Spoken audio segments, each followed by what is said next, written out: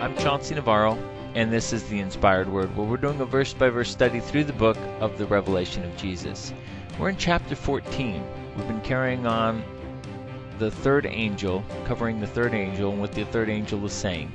And we continue on for the third verse, carrying on of what the angel is saying. In verse 11 of chapter 14 that says, "And the smoke of their torment ascended forever and ever, and they have no rest day or night, who worship the beast and his image, and whoever receives the mark of his name." So this is being reiterated again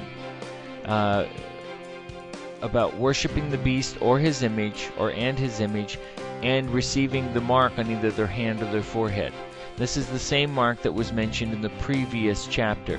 You can see how the chapter 13 ties in with chapter 14 very tightly, especially with what's going on. As it continues on here, it says that the smoke of their torment ascends forever and ever. And this is tying into where it talks about the smoke of Babylon coming up from the destruction.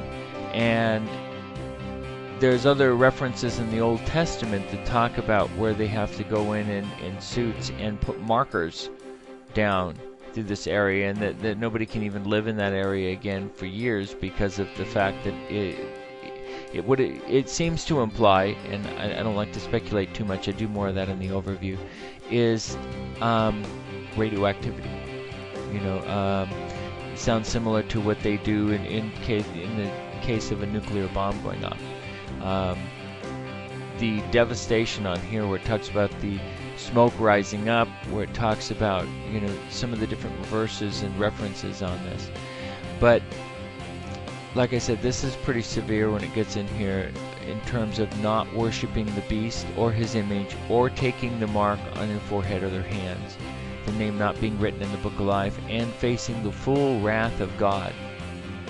I'm Chauncey Navarro. Be back here for verse 12 as we continue on in our verse-by-verse study through the book of the Revelation. We're going through chapter 14.